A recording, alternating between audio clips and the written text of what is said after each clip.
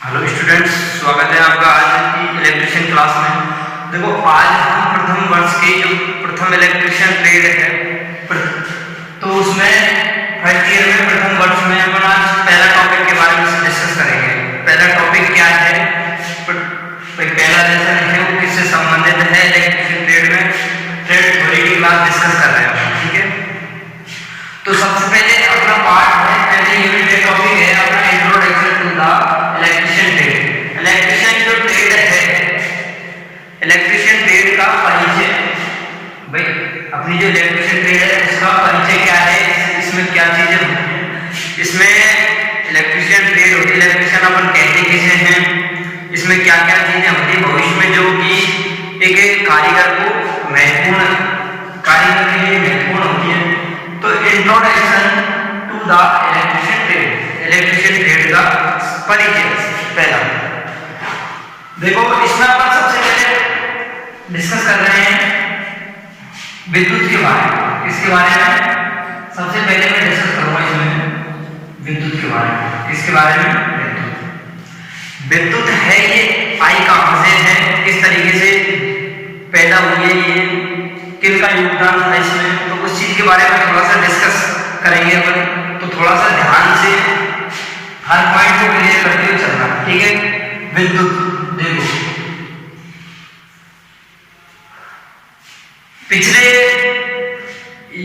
पिछले वर्षों में या पीछे बीत चुके वर्षों में, पिछले युगों में भी आकाश में जो बिजली कड़कती है तो उससे संबंधित भाई वो किस तरीके से कड़कती है, क्या वजह है जो वो जमीन पे आसमान से जमीन पे आती है। तो एक इंसान, वे मनुष्य है, उसके बारे में बहुत सारे प्राचीन युग से जानता है कि भाई बिजली है, आकाश में बिजली होती है, कैसे पैदा होती है, चीजें किस तरीके से आती है, ठीक है। तो उस विद्युत के बारे में इंसान बहुत पहले से जानता है। तो उसका सिर्फ आविष्कार या पैदा किस तरीके से किए वैज्ञानिक ने, तो सबसे पहले अपन डिस्कस करते हैं एक यूनानी वैज्ञानिक था, एक थैलेस नाम का वैज्ञानिक। कौन था? थैलेस, एक यूनानी वैज्ञानिक है। हर पॉइंट को क्लियर करते हुए चलना है। एक थैलेस नाम का वैज्ञानिक था, यूनानी वैज्ञानिक था। इसने लगभग बात है अपनी 2500 ईसा पूर्व की, कितने की? 2500 ईसा पूर्व की बात है। थैलेस नाम का वैज्ञानिक ने विद्युत को पैदा किया था, किस तरीके आविष्कार किया था, किस तरीके से किया था, अब वो समझना। थैलेस ने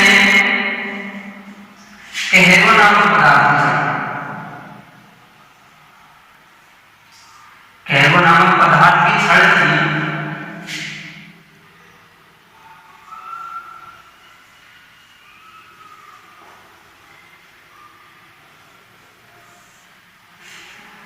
कैरवा नामक पदार्थ की छड़ को किससे रगड़ा था? रेशम से रगड़ा था। भाई, कैरवा नामक पदार्थ की छड़ को किससे रगड़ा? रेशम से। और रेशम से जब इसने रगड़ा तो रेशम से रगड़ने पर इसने कागज के छोटे टुकड़ों को आकर्षित किया था। इसको कागज के छोटे छोटे टुकड़ों को इसने आकर्षित किया था।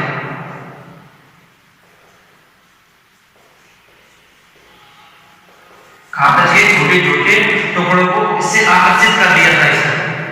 भाई, थैलेस नामक वैज्ञानिक ने लगभग 2500 ईसा पूर्व पहले कैरवा नामक पदार्थ की छड़ को रेशम से रगड़ के कागज के छोटे छोटे टुकड़ों को क्या कर दिया? आकर्षित कर दिया। क्या कर दिया? आकर्षित। तो जब ये कागज के छोटे छोटे टुकड़े आकर्षित हो गए तो थैलेस ने इसको क्या नाम दिया था? विद्युत नाम दिया था। भाई, ये जब टुकड़े आकर्षित हुए तो थैलेस ने इसको क्या नाम दिया? विद्युत नाम दिया। तो विद्युत नाम जो किसने दिया था, अगर आपसे कोई पूछता है तो किसने दिया था? थैलेस ने दिया था। कब? लगभग 2500 ईसा पूर्व में, जब उसने यह प्रयोग किया था, कैरवा नामक पदार्थ की छड़ को रेशम से रगड़कर कागज के छोटे टुकड़ों को आकर्षित किया था। तो आकर्षित हो गए टुकड़े, तो उसको उसने नाम दिया था विद्युत, ठीक है। अब विद्युत उसने ये नाम दे दिया। इसके बाद में थैलेस ने यहां तक तो विद्युत का आविष्कार कर दिया, इसने विद्युत का नाम दे दिया। अब इस विद्युत का बड़ा उपयोग नहीं ले सकते थे। कागज के छोटे टुकड़े हैं, उनको आकर्षित ही तो किया था इससे, और इसको लेकिन इसका उपयोग कर सकते हैं क्या? इसका उपयोग संभव नहीं है, ठीक है, इसका उपयोग नहीं हो पाया था, ठीक है। जैसे कि अपन पहले भी बचपन में जिस तरीके से एक पेन जो होता है, पेंसिल या पेन, उसको अपने बालों के जो ऑयल होता है, बालों के ऑयलों से टच करके भी अगर उसको मिट्टी के पास ले जाते हैं तो मिट्टी उससे क्या हो जाती है? आकर्षित हो जाती है। सेम उसी तरीके से कागज के छोटे टुकड़े क्या किए इसने? आकर्षित किए। आकर्षित जब किया, इस प्रक्रिया विधि से किया था, उसको नाम दिया था, इसने क्या? विद्युत नाम दिया था। इस हेल्स नामक वैज्ञानिक के बाद में दूसरे वैज्ञानिक आते हैं वोल्टा। कौन आता है? इसके बाद में सेकंड नंबर पे आता है वोल्टा। वोल्टा ने विद्युत का आविष्कार किया था, ये लगभग किया था इसने 19वीं शताब्दी में। कब किया था? 19वीं शताब्दी। 19वीं शताब्दी में वोल्टा ने किस तरीके से किया था? इसने रासायनिक पदार्थों की अभिक्रिया की। किसकी? रासायनिक पदार्थों की अभिक्रिया।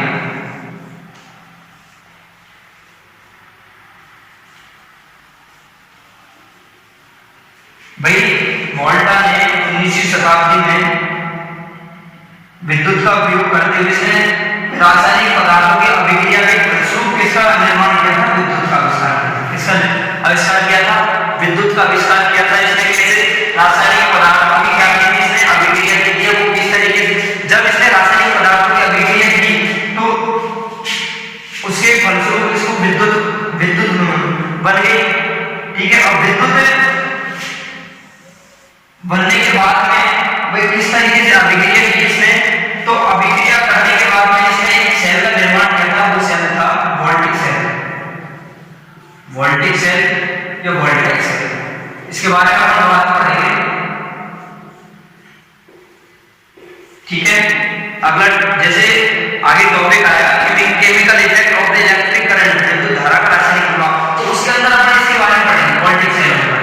उसमें जो सेल है उन सारे सेलों के बारे में अपन पढ़ेंगे, किस तरीके से वोल्टिक सेल है वो वर्क करता है, किस तरीके से लाइट जनरेट करता है, ठीक है। उसके बारे में अपन पढ़ेंगे। तो वोल्टा ने वोल्टिक सेल का निर्माण किया था, ठीक है। कैसे? रासायनिक पदार्थों की अभिक्रिया करके। अब जब रासायनिक पदार्थों की अभिक्रिया की तो लाइट बन गई, सेल के अंदर भी लाइट बन जाती है। और जब लाइट बन गई तो जब सेल में लाइट बन गई तो सेल में लाइट को अपन क्या कर सकते हैं? उपयोग में ले सकते हैं। कोई सेल में लाइट बन गई, यहाँ से लाइट इसको क्या ले सकते थे? अपन उपयोग में ले सकते थे। क्या ले सकते हैं? इसको उपयोग में अपन ले सकते हैं, ठीक है। तो इसने ये निर्माण कर दिया वोल्टिक सेल। कोई वोल्टिक सेल का निर्माण कर दिया, इसकी विद्युत को अपन क्या कर सकते हैं? उपयोग में ले सकते थे। अब इसने वोल्टिक सेल का निर्माण किया कैसे था? एक कांच का पात्र लिया था, वोल्टामीटर बोलते हैं जिसको। उसमें दो इलेक्ट्रोड डाली थी, एक कॉपर इलेक्ट्रोड, एक जिंक इलेक्ट्रोड, ठीक है। और उस पात्र के अंदर इसने तनुबंधक अम्ल H2SO4 भरा था, ठीक है। उस अम्ल भरने के बाद में जो इलेक्ट्रोड थी उन्होंने अम्ल के साथ क्रिया की। अम्ल के साथ क्रिया करने के फलस्वरूप उसमें इलेक्ट्रिक करंट फ्लो हुआ। इलेक्ट्रिक करंट फ्लो होने के कारण उसमें क्या बनी? विद्युत जनरेट हुई। तो इस तरीके से इसने वोल्टा नामक वैज्ञानिक ने क्या किया? वोल्टिक सेल का निर्माण किया, ठीक है। वोल्टिक सेल का निर्माण हो गया रासायनिक पदार्थों का अभिक्रिया करके। अब यहाँ से लाइट बनना स्टार्ट हो गई, विद्युत का उपयोग भी संभव हो गया यहाँ से, और विद्युत बन भी गई। इसके बाद में नेक्स्ट जो आता है थेल्स के बाद में आया था माइकल फैराडे। सॉरी, वोल्टा के बाद में आया था माइकल फैराडे। बहुत ही अच्छा योगदान है अपने इलेक्ट्रिकल ट्रेड में माइकल फैराडे का। सबसे ज्यादा आविष्कार एक तरीके से कह सकते हैं अपन इसने किया था। किस तरीके से किया था इसने?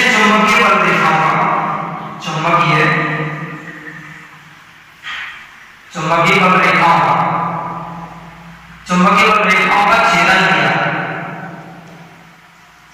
छेदन करके माइकल फैराडे ने चुंबकीय बल रेखाओं का छेदन करके किसका निर्माण किया था? विद्युत का निर्माण किया था। माइकल फैराडे ने चुंबकीय बल रेखाओं का छेदन करके विद्युत का निर्माण किया। और माइकल फैराडे ने उसी समय या उसी टाइम पे चुंबकीय बल रेखाओं का छेदन हुआ था, तो इसी के फलस्वरूप इसने डीसी मोटर, डीसी जनरेटरों का आविष्कार किया था। ठीक है, तो ये था अपनी विद्युत के बारे में सामान्य परिचय। इस तरीके से विद्युत बनी पैदा हुई।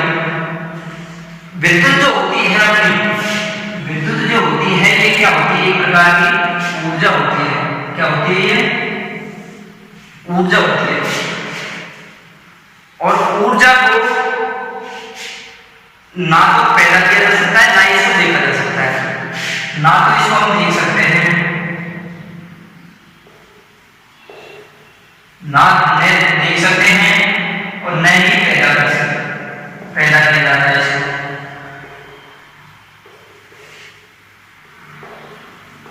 ठीक है, ऊर्जा को भाई ऊर्जा संरक्षण का नियम जो कहता है वो ये कहता है कि ऊर्जा को ना तो पैदा किया जा सकता है और ना ही देखा जा सकता है, ना ही देखा जा सकता है, ना ही पैदा किया जा सकता है। ऊर्जा संरक्षण का नियम होता है। ठीक है, और विद्युत क्या है? ऊर्जा है, तो इसको ना तो हम देख सकते हैं, ना ही पैदा कर सकते हैं। इसको क्या कर सकते हैं? इसको केवल एक रूप से दूसरे रूप में क्या कर सकते हैं? कन्वर्ट कर सकते हैं, परिवर्तित कर सकते हैं। जैसे कि भाई वोल्टा ने जो आविष्कार किया था, किसका किया था? विद्युत का। किस तरीके से किया था? रासायनिक पदार्थ। तो रासायनिक ऊर्जा को उसने किसमें कन्वर्ट किया था? विद्युत ऊर्जा में कन्वर्ट किया था। किसमें किया? कन्वर्ट किया था विद्युत ऊर्जा में। जो अगर बात करें माइकल फैराडे की, तो माइकल फैराडे ने चुंबकीय बल रेखाओं में चुंबकीय ऊर्जा इसको किसमें कन्वर्ट किया था? विद्युत ऊर्जा में। चुंबकीय ऊर्जा को किसमें कन्वर्ट कर दिया उसने? विद्युत ऊर्जा में। तो ऊर्जा कन्वर्ट तो हो रही है, पैदा थोड़ी हो रही है भाई। एक रूप से दूसरे रूप में क्या हो रही है? अपनी कन्वर्ट हो रही है। जैसे कि अपना अल्टरनेट होता है, अल्टरनेट को अपन घुमाते हैं तभी तो लाइट पैदा होती है भाई। तो उसको अपन यांत्रिक ऊर्जा देते हैं और क्या पैदा करता है? लाइट पैदा करता है, विद्युत ऊर्जा पैदा करता है। ठीक है, तो ये होती है विद्युत के बारे में थोड़ी सामान्य सी जानकारी, इसके बारे में अपन हर एक पॉइंट को क्लियर करते हुए चल रहा है। ठीक है, और साथ ही इनके नोट्स भी तैयार करके रखने हैं, इनके अलग से नोट्स बनाने हैं आपको। आगे अपन पढ़ेंगे, वो पढ़ेंगे अपन विद्युत तार के इलेक्ट्रिशियन होता है वो क्या? अपने इलेक्ट्रिशियन ग्रेड है, इलेक्ट्रिशियन ग्रेड के बारे में हम विद्युत के बारे में पढ़ चुके हैं। अब विद्युत के बाद में अपन विद्युत तार के बारे में पढ़ेंगे। कोई विद्युत तार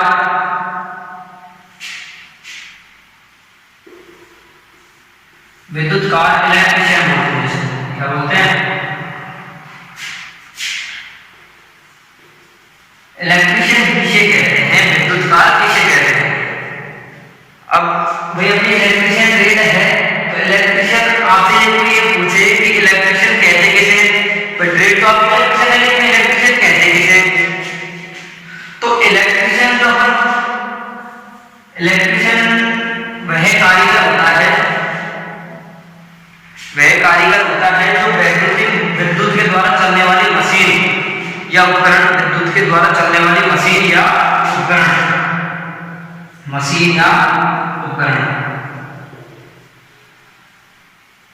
विद्युत के द्वारा चलने वाली मशीन या उपकरण, इनकी क्या करता है? मरम्मत करता है, अनुरक्षण करता है। क्या भाई? विद्युत के द्वारा चलने वाली मशीन या उपकरणों की मरम्मत, अनुरक्षण एवं निर्माण करने वाला कारीगर। वैद्युतिक मशीन, विद्युत के द्वारा चलने वाली मशीन, उपकरण, विद्युत के द्वारा चलने वाली मशीन या उपकरण, उनकी मरम्मत, अनुरक्षण एवं निर्माण करने वाला कारीगर ही क्या कहलाता है? अपना विद्युतकार कहलाता है। Point clear? भाई मशीन, जो विद्युत के द्वारा मशीन उपकरण चलते हैं उनकी मरम्मत, अनुरक्षण, निर्माण करने वाला कारीगर क्या कहलाएगा? अपना विद्युतकार कहलाएगा। अब विद्युतकार जो होता है किस तरीके की मशीन, कौन कौन सी मशीनें होती है जिनकी रिपेयरिंग करता है, तो उनके बारे में अगर अपन जानना चाहें तो सबसे पहले देखो, जैसे कि मान लेते हैं आप मोटर हुई, generator, alternator, motor, generator, alternator,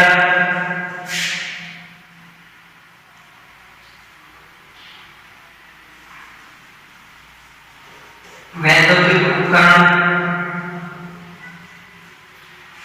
transformer,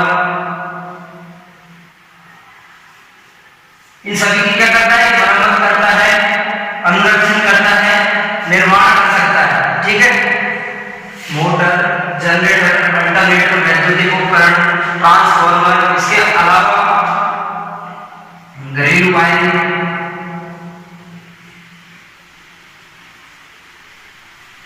आदि। और क्या जानना चाहे तो और भी उद्देश्य के अंदर, जैसे कि रेक्टिफायर होता है, इन्वर्टर होता है, सारी चीजों की मशीनों अनुरक्षण और मरम्मत के कौन करता है, इलेक्ट्रिशियन ही करता है, विद्युत कार्य ही करता है। एक विद्युत के द्वारा चलने वाली मशीन के उपकरणों की मरम्मत, अनुरक्षण, निर्माण करने वाला कारीगर इलेक्ट्रिशियन कहलाता है। जैसे कि कौन कौन सी मशीन उपकरण होती है, मोटर, जनरेटर, अल्टरनेटर, वैद्युतिक उपकरण, ट्रांसफार्मर, घरेलू वायरिंग, घरों में जो वायरिंग की जाती है उनकी मरम्मत, अनुरक्षण भी कौन करता है, अपना इलेक्ट्रिशियन ही करता है। ठीक है, ये होता है विद्युत कार्य की सामान्य परिचय। विद्युत कार्य जो होता है वो किसे कहते हैं, इसकी सामान्य परिभाषा है। अब आगे अपन जो पढ़ते हैं, ट्रेड का महत्व क्या है भाई, अपनी जो ट्रेड है इलेक्ट्रिशियन ट्रेड, इसका महत्व क्या है, importance of the trade.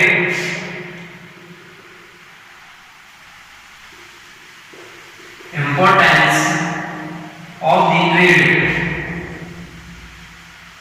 Trade का महत्व क्या होता है भाई, अपनी जो इलेक्ट्रिशियन ट्रेड है इसका महत्व क्या है, क्या काम आती है, अपनी इलेक्ट्रिशियन ट्रेड हम इसके द्वारा क्या कर सकते हैं, कौन कौन से क्षेत्र है उसमें आगे बढ़ सकते हैं, तो इसका महत्व क्या है, सबसे पहले अपन इसके बारे में डिस्कस करेंगे। देखो, चाहे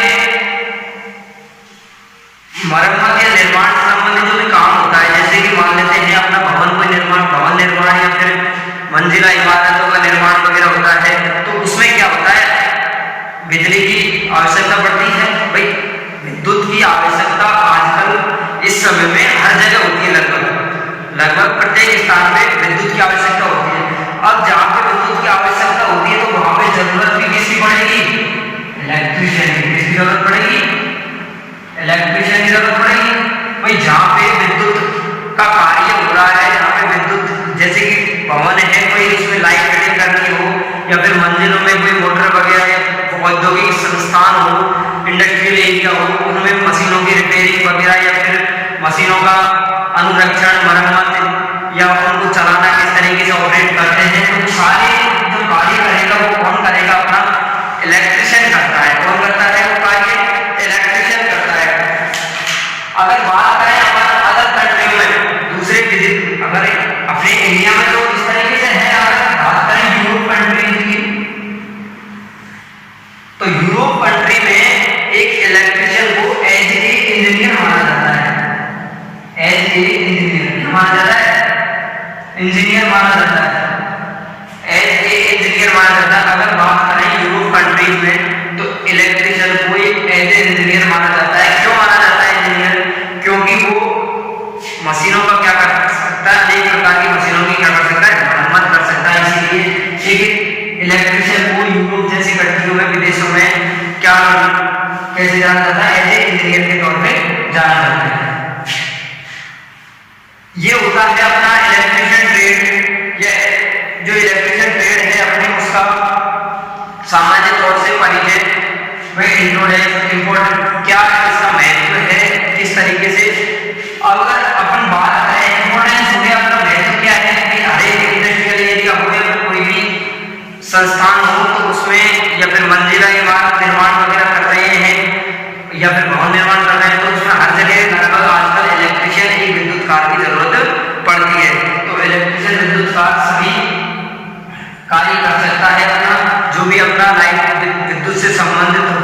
वैद्युतिक वायरिंग हो या मोटर से सब मोटर हो या जनरेटर अल्टरनेटर हो, ट्रांसफार्मर हो, इससे संबंधित मरम्मत अनुरक्षण कार्य विद्युत कार आसानी से कर सकता है। और बात करें अगर इसका भविष्य क्या है, भाई अपने जो इलेक्ट्रिशियन ट्रेड है इसको आप करने के बाद में इसका भविष्य क्या रहेगा, भाई भविष्य में आप कहाँ तक किस तरीके से इसके द्वारा आगे भविष्य में अग्रसर हो सकते हो। तो भविष्य में अगर बात करें तो देखो मैंने बताया है अभी कि मोटर, जनरेटर, अल्टरनेटर, ट्रांसफार्मर, घरेलू वायरिंग, ठीक है, इन सभी की क्या कर सकता है, मरम्मत कर सकता है, अनुरक्षण कर सकता है, ठीक है, निर्माण कर सकता है। तो एक विद्युत कार जो अब जैसे कि सारा वर्क उसने करना सीख लिया, भाई सभी की मरम्मत अनुरक्षण कार्य करना सीख लिया उसने, तो वो भविष्य में क्या कर सकता है, अगर अपनी कोई जैसे कि कोई सेपरेट दुकान खोलना चाहता है, अपना कोई अलग से रोजगार बनाना चाहता है, रोजगार करना चाहता है अलग से, तो वो अपने जैसे कि मोटर मैकेनिक, भाई मोटर मैकेनिक की दुकान खोल सकता है, वो आसानी से मोटरों की रिपेयरिंग करना कार्य कर सकता है। घरेलू वायरिंग के जो मैकेनिक है, भाई घरेलू वायरिंग जो करने वाला कारीगर है या मैकेनिक बोल सकता हूँ।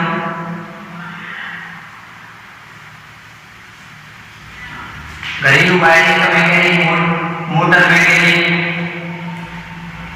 या फिर मशीन हो या फिर कोई अन्य प्रकार की मशीन हो, ठीक है, ऐसे मोटर, ऐसे जनरेटर, अल्टरनेटर में से, तो उनकी रिपेयरिंग की दुकान खोल सकता है, अपने रोजगार बना सकता है। और एक इलेक्ट्रिशियन जो होता है, विद्युत कार में होता है, चाहे तो वो दूसरों को भी रोजगार दे सकता है, चाहे तो वो और अदर कैंडिडेट, दूसरे कैंडिडेटों को भी क्या दे सकता है, रोजगार दे सकता है। वो कैसे, भाई रोजगार किस तरीके से दे सकता है, जैसे कि मोटर मैकेनिक में मोटर की रिपेयरिंग करना वो जानता है, दुकान अगर खोलता है एक इलेक्ट्रिशियन विद्युत कार, तो मोटरों के हर प्रकार, प्रत्येक प्रकार की मोटर की रिपेयरिंग कर सकता है। तो रिपेयरिंग में वो अनेक प्रकार की मोटरें आएंगी, तो मोटर में जैसे कि उनकी रिपेयरिंग करना जानता है तो दूसरे को उसकी रिपेयरिंग करना सिखा सकता है वो आसानी से। भाई ऐसा होता नहीं है कि आजकल जो अपनी दुकानें होती है, दुकानों पे क्या है कि जो हेल्पर के काम करते हैं अदर कैंडिडेट, तो उनको भी सिखाने का काम करते हैं, जो पहले से परफेक्ट हैं, विद्युत कार बने हुए हैं, जो जानते हैं मोटर मैकेनिक का कार्य है, तो उनमें जैसे हेल्पर का कार्य करने के लिए कोई काम कारीगर आता है तो उसको भी वो क्या सिखा देते हैं, मोटर बांधना सिखा देते हैं। और जैसे कि कोई वायरिंग करने वाला कैंडिडेट है, उसके साथ अगर कोई हेल्पर के लिए जाता है तो वो और वो भाई वो अगर सीखना चाहे घरेलू है तो वो भी उसको सिखा सकता है, ठीक है। तो इस प्रकार का जो कार्य होता है वो कौन करेगा, अपना इलेक्ट्रिशियन करेगा, विद्युत कार करेगा, ये होता है अपनी ट्रेड का क्या होता है, भविष्य होता है।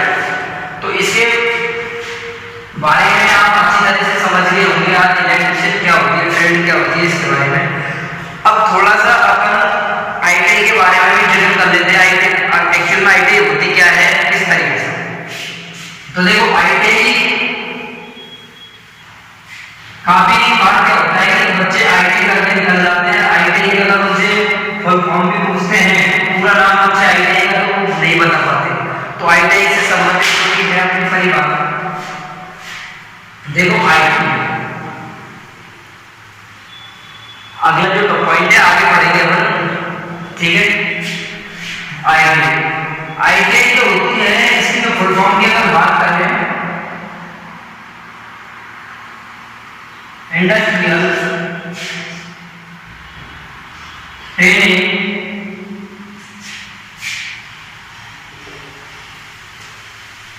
इंस्टीट्यूट,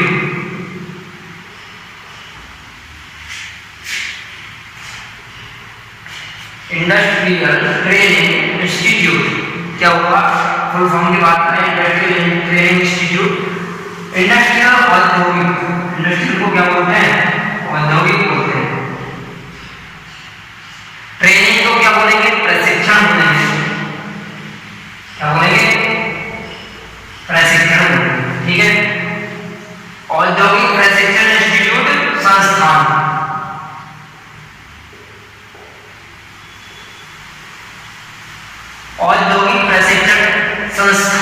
ठीक है। आपको आईटीआई की जगह एक शब्द और मिल सकता है आईटीसी, क्या मिल सकता है आईटीसी। तो कंफ्यूज नहीं होना है, आईटीआई हो चाहे आईटीसी हो, दोनों चीजें एक ही होती है। आईसी का मतलब यहाँ पे सिर्फ सेंटर होता है, केंद्र, औद्योगिक प्रशिक्षण केंद्र क्या होता है, औद्योगिक प्रशिक्षण केंद्र। इसकी बात करें की तो औद्योगिक प्रशिक्षण केंद्र क्या हुआ, औद्योगिक प्रशिक्षण केंद्र। जो आईटीआई होती है अपनी, वो स्टेट गवर्नमेंट की तरफ से भी होती है और केंद्र की तरफ से, सेंट्रल गवर्नमेंट की तरफ से भी होती है। तो पहले जो आईटीआई चलती थी अपनी, इनको दो प्रकार से डिवाइड कर रखा था गवर्नमेंट ने। पहले क्या है, एक तो एससीबीटी, एक एनसीबीटी। इससे एक एससीबीटी, एक एनसीबीटी, दो प्रकार से डिवाइड कर रखा था। एससीबीटी थी जो पहले ये राज्य तक सीमित थी, राज्य state council for vocational training, इसकी फुल फॉर्म होती है state council for vocational training. जो आईटीआई करते थे विद्यार्थी तो उनकी मार्कशीट में एससीबीटी आती थी। पहले एससीबीटी से अगर वो कर रहा था और एनसीबीटी से करता है तो उसकी मार्कशीट पे एनसीबीटी आती है, national council for vocational training, national counselling for vocational training. तो दोनों की फुल फॉर्म पहले ऐसे।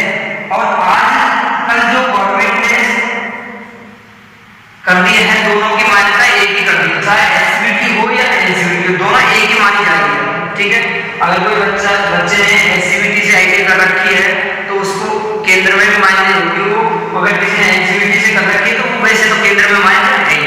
ठीक है, केंद्र में या स्टेट में दोनों में मान्य है। और आजकल ये भी केंद्र में स्टेट में दोनों मान्य है। तो आईटीआई अपनी दो एससीबीटी के द्वारा एनसीबीटी। ठीक है, अपने अगर बात करें अपने राजस्थान में आईटीआई की स्टेट गवर्नमेंट में, तो अपने एनसीबीटी अपने जो कॉलेज है महात्मा गांधी कॉलेज को एनसीबीटी है। ठीक है, national council for vocational training NCBT से मान्यता प्राप्त, किससे प्राप्त है, एनसीबीटी, एनसीबीटी से, एनसीबीटी से मान्यता प्राप्त है। ठीक है, तो अपने जो एनसीबीटी लगती है, एनसीबीटी जोधपुर होती है, कौन सी, एनसीबीटी जोधपुर है। कौन सी एनसीबीटी अपनी, जोधपुर एनसीबीटी है। ठीक है, ये होता है आईटीआई से संबंधित थोड़ी सी सामान्य जानकारी, तो इसको आपको ध्यान रखना है जरूर।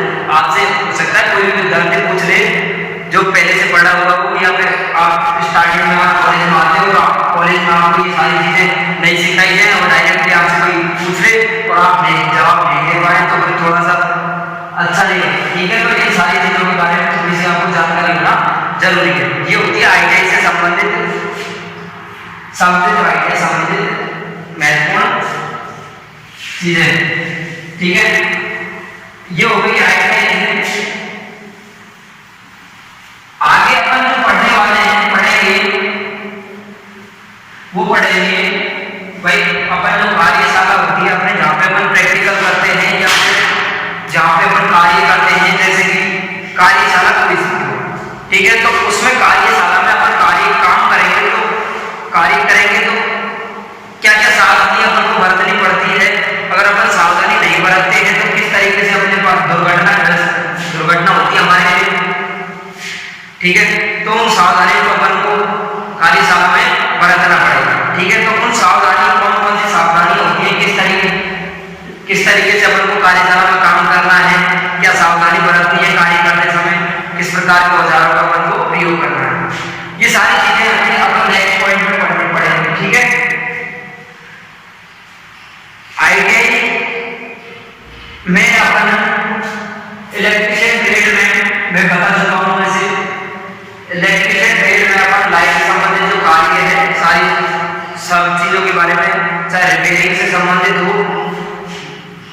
भाई इलेक्ट्रिशियन विद्युत कार्य है तो चाहे मोटर की रिपेयरिंग है, जनरेटर अल्टरनेटर किसी की रिपेयरिंग हो तो उससे संबंधित जो कार्य है उन सारी चीजों के बारे में अपन इसमें डिस्कस करेंगे आईटीआई के अंदर। ठीक है, अगले पॉइंट को अपन नेक्स्ट वीडियो में पढ़ेंगे। अगले पॉइंट में जो सावधानियां हैं उनको अगले पॉइंट, उससे पहले अपन थोड़ा सा और जानकारी ले लेते हैं विद्युत के बारे में। इसको नोट्स बना के लिए आपको अलग से कॉपी बनाने के लिए नोट्स बनाने हैं इनके अलग से, आपको उस कॉपी में नोट करनी है सारी चीजें, ठीक है। तो विद्युत जो होती है आपको मैं बता दिया, विद्युत इसको चार्ट थोड़ा सा बना लेते हैं। विद्युत जो होती है आपकी दो प्रकार की होती है। एक होती है अपनी स्थिर विद्युत। कौन सी विद्युत? एक होती है अपनी गतिशील विद्युत। गतिशील विद्युत या गतिज विद्युत, गतिज विद्युत भी बोलते हैं इसको, ठीक है। इसको बोलते हैं static electricity and dynamic electricity, ठीक है। जो स्थिर विद्युत होती है, स्टैटिक भी बोलते हैं इसको, स्टैटिक ध्यान रखना, यहाँ पे लोग पूछ रहे हैं आप कंफ्यूज हो जाए, इसी को बोलते हैं गतिशील विद्युत को गतिज विद्युत बोलते हैं, ठीक है।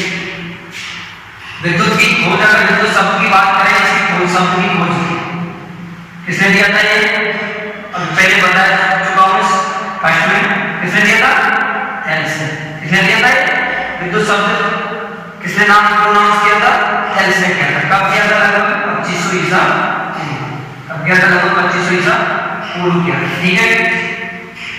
और अपनी बात करें इसके विद्युत की खोज, इसकी खोज किसने की थी? खोजकर्ता कौन था इसका? भाई इसके विद्युत की खोजकर्ता कौन था? थेल्स। भाई थेल्स ने जो विद्युत बनाई थी वो कौन सी बनाई थी? स्थिर विद्युत थी, ठीक है। तो स्थिर विद्युत की खोज किसने की? थेल्स ने की, ठीक है। गतिशील विद्युत की अगर बात करें, गतिशील विद्युत की खोज किसने की? भाई थेल्स ने जो लाइट बनाई थी, विद्युत बनाई थी, उसका प्रयोग संभव नहीं था, तो इसको प्रयोग नहीं कर सकते अब, तो उसका प्रयोग नहीं कर सकते, तो वो स्थिर विद्युत थी। अब गतिशील विद्युत का तो हम उपयोग कर सकते हैं। गतिशील मतलब गतिमान है, जो जिसको चालक में प्रवाहित कर सके, और स्थिर विद्युत जिसको चालक में प्रवाहित नहीं कर सकते, कोई कंडक्टर में प्रवाहित नहीं कर सकते, ये विद्युत फ्लो नहीं हो सकती, एक स्थान से दूसरे स्थान तक नहीं जा सकती, और ये इसको अपन चालक के माध्यम से एक स्थान से दूसरे स्थान तक क्या कर सकते हैं? ले जा सकते हैं अपन आसानी से। तो गतिशील विद्युत की खोज अगर बात करें तो किसने की थी? किसने की थी? वोल्टा ने, ठीक है। पीछे डिस्कस कर चुके अपन कैसे की थी, रासायनिक सेलों के या रासायनिक पदार्थों के अभिक्रिया करके इसने गतिशील विद्युत खोजी थी। अब गतिशील विद्युत भी अपनी कौन कितने प्रकार की है? दो प्रकार की होती है। कितने प्रकार की होती है? गतिशील विद्युत की टोटली दो प्रकार की होती है। एक तो एसी होती है और एक कौन सी होती है? डीसी। इनके बारे में हम बहुत अच्छी तरह से पढ़ेंगे। अच्छा पॉइंट है, बहुत ही अच्छी चीज है समझने के लिए, सीखने के लिए। इसी को अपन बोलते हैं प्रत्यावर्ती धारा। क्या बोलते हैं? प्रत्यावर्ती धारा, ठीक है। और इसको बोलते हैं मेष धारा। क्या बोलते हैं? बात करें शॉर्ट फुल फॉर्म की तो इसको बोलते हैं अल्टरनेटिंग करंट, और इसको क्या बोलेंगे? Direct current.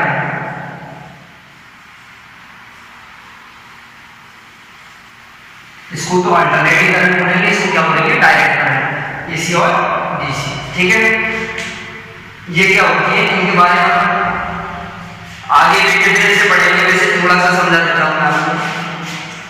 जो एसी धारा होती है, जो एसी धारा होती है अपने घर में जो आती है, पहले बात बताता हूँ आपको, जो अपने घरों में जो आती है लाइट विद्युत आती है, वो कौन सी होती है? एसी, ठीक है। ये समय के सापेक्ष अपने मान को और दिशा को परिवर्तित करती रहती है, ऐसे चलती है। देखो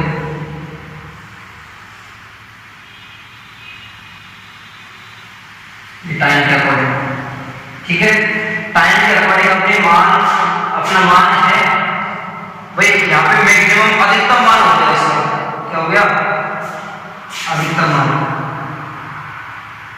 ठीक है।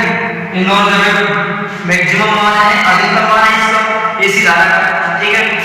तो अपने मान, जिसके मान और दिशा क्या होती है? परिवर्तित होती रहती है। वह राशि जिसका मान और दिशा परिवर्तित होती रहती है, वो राशि कौन सी कहलाती है?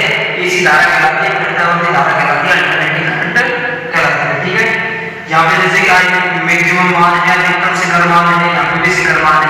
यहाँ पे अगर कोई व्यक्ति विद्युत के संपर्क में रहता है तो वो विद्युत से दूर नहीं हो पाता है, हट नहीं पाता है विद्युत से, ठीक है। और जैसे पॉजिटिव में अपनी साइकिल है और वो व्यक्ति उससे संपर्कित हो गया लाइन से, इसी धारा से, तो वो उसको छोड़ेगी नहीं। और जैसे नेगेटिव में जाएगी तो नेगेटिव में जाने के बाद में यहाँ पे क्या है, वैसे यहाँ पे क्या हो गया, मैक्सिमम मान है तो यहाँ पे क्या हो गया, कम हो गया।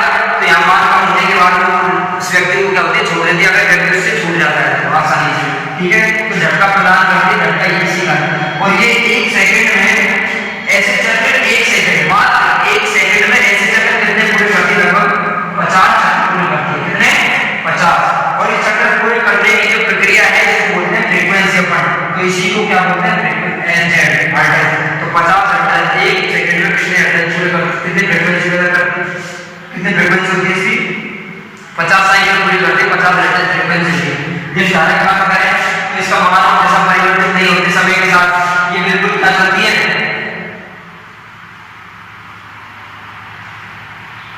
बिल्कुल सीधी चलती है, डायरेक्ट चलती है, सीधी की सीधी चलती है। इसका मान हमेशा कोई परिवर्तन नहीं होते। तो इससे व्यक्ति अगर संपर्कित हो जाता है तो उसको हो सकता है गंभीर झटका लगे या कोई दुर्घटना भी घटित हो सकती है, ठीक है।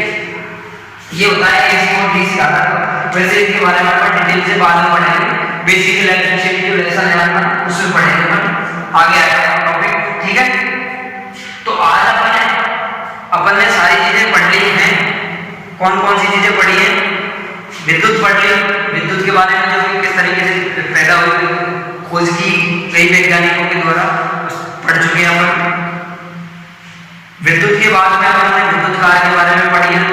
विद्युत कार्य जो होता है वो क्या होता है, किसको कहते हैं विद्युत कार्य, अपनी ट्रेड होती है इलेक्ट्रिसिटी, इसका महत्व क्या है, इसका भविष्य क्या है, अपन क्या क्या इसके द्वारा कार्य भविष्य में कर सकते हैं, इसके बारे में अपन पढ़ चुके हैं। आगे जो अपन पढ़ेंगे वो पढ़ेंगे जो भी है कार्यशाला में कार्य करते समय अपन को क्या सावधानी बरतनी चाहिए या फिर किस तरीके से कार्य करना चाहिए, कौन से औजारों का प्रयोग कहाँ पे करना चाहिए। तो ये सारी चीजें अपन नेक्स्ट वीडियो में पढ़ेंगे। अब यहाँ तक के सारे जो पॉइंट हैं आपको एक कॉपी के अंदर या फिर नोट्स आपको बनाने हैं, सारे पॉइंट एक साथ कलेक्ट करते हुए चल रहे हैं, ठीक है। मैं हर एक लेसन को बारीकी से पढ़ाता हुआ चल रहा हूँ, ठीक है। तो आज की वीडियो अपन यही समाप्त करते हैं।